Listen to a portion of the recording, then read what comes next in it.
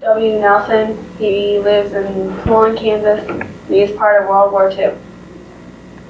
Were you drafted or did you enlist? I was drafted. Where were you living at the time? I was living on a farm in Gibson, Kansas. Did you pick the service or branch you joined? No, I didn't pick it, but we went through the line down at Leavenworth, and every other one was A and N, and mine happened to be an N, which was Navy. Do you recall your first days in service? Yes, I do. What was it like? Well, it was kind of helter-skelter, really, because we were put in boot camp, and our country, we got our new issue of clothes and stuff, and everything else we had on us that day was sent home. Do you remember your instructors? Yes, I do. Chief Value. What was he like? He was very strict. Did you have any motivation to get through it? Not really. Where did you go? Went to Farragut, Idaho for our training camp, and I was in Camp Hill on Company 585, and we were there for 8 weeks. And then we had to leave, and I for a little leave, and I went home for a week in Gibson. What was your duty there? At camp, well, you had to stand watch. They had what they call clothesline watch and smoking watch. And then our duties was to wash windows and keep the barrack clean and keep yourself clean and do your own laundry. Did you ever, when you were in combat, were you ever in combat? Yes. Did you see many casualties? No, I did not see any casualties. Do you have any memorable experiences? Well, I guess the most memorable one has been when we was going to Luzon, and I'd seen some Kamikaze attacks on some of our big ships from the Japanese, where they drove right into the ship and exploded their plane right on the ship. While you were in combat and away, did you keep in touch with your family? The only way to keep in touch would be to write them letters and then wait till we got to another place where the mail would come, and then they would have what they called mail call, and then if your name was called out, you would tickle to death to get a letter back home. Do you remember what the food was like? The food was fairly good. We had 3 meals a day, and they were fairly decent meals. Of course, a lot of it was instant stuff, instant eggs, instant pudding, instant milk, and all that. But we had some good cooks, and it turned out very well. Did you have plenty of supplies? Yes, we did. Yes, we did. Did you ever feel pressure or stress? Well, I guess you can say you do. You just feel like, I wonder what the next move's going to be, or where we're going to be, and what we're going to run into. And when you're over there in the battle waters where we were, why, you didn't know at night what could happen to you, or you might have somebody shooting at you for all you know. But yeah, you're under stress. You just kind of worry about getting out of there alive. Is there anything you did for good luck? Well, I think most of it was praying. How did people entertain themselves? Well, we really couldn't entertain ourselves on the ship. We were 4 on and 8 off for months after months, and the 8 hours off, we'd try to sleep, and then we'd do our laundry, and then every week we alternated from 8 to 4, and the next week it'd be from 4 to 8, and the next week it'd be from 8 to 12, and that went on all the time we was overseas. What did you do when you were on leave? When I was on leave, well, I really wasn't on leave when I was in the Pacific. We didn't anchor long enough to go ashore and do anything. We just got mail call and kind of relaxed for a little bit, a day or two. Where did you travel while in the service? Pardon? Where did you travel while in the service? We went to, Wilmington, Delaware. We picked up our ship, and then we gave it the trial run on the Delaware River, And after that was okayed, commission, we went through the Panama Canal, and then we went in the Pacific. The first stop was Bora Bora, and then we went on over, it was in the Lindsborg Gulf Invasion, and we were there for a while. Do you recall any particularly humorous or unusual events? Well, I really can't say that we did.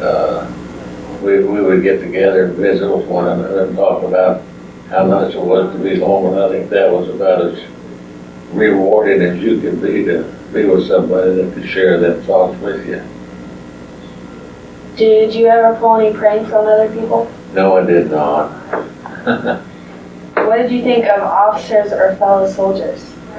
What was that again? What did you think of your officers or fellow soldiers? Well, our officers were pretty good. There was a lot of class distinction between officers and enlisted personnel. They thought they should be, I guess, because they were officers, but they just seemed like they couldn't come back to be as natural as the rest of the crew was. Did you ever keep a personal journal? Not really. I have some notes down, but it's not day by day or anything like that. Do you recall the day your service ended? Yes, I do. It was in the Pacific, and we were on our way back to Hawaii, and we heard that World War II had been over with in Europe, and we'd already had won the war over here, so that was a lot of hollering and one thing and another. And joyful feelings. What did you do in days and weeks afterward? Well, I went to San Francisco, then I went to Norman, Oklahoma, and I was discharged. And then from there I went on back to my closest farm in Gypsum, Kansas. Did you go back to work or did you start school? I really went back to work with my father, and I stayed there, and I didn't go to college. I went to a GI school for a while.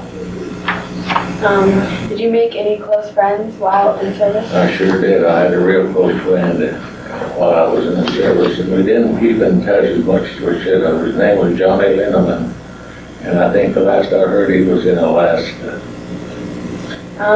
Did you ever join a veterans organization? Yes, I belong to the VFW and the American Legion. Okay. What kind of activities does your post or association have?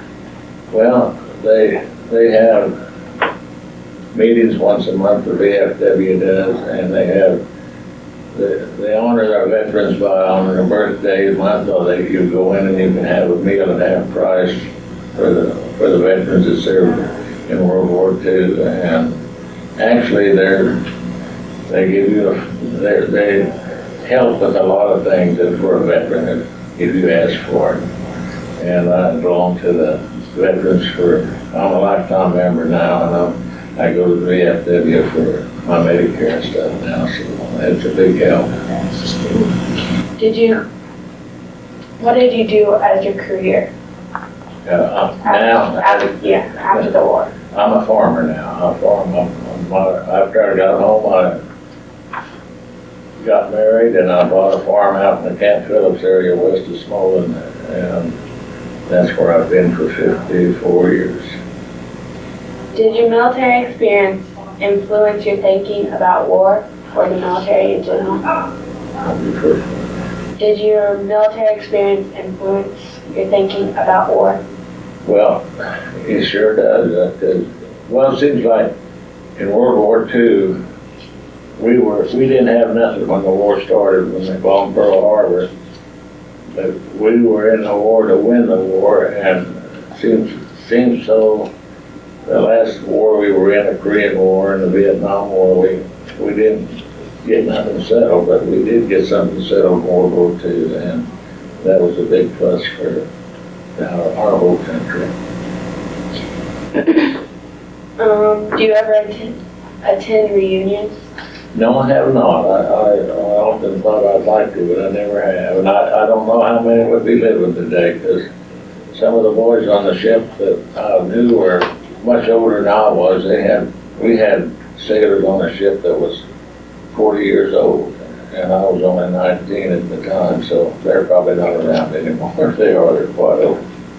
How did your service and experiences affect your life?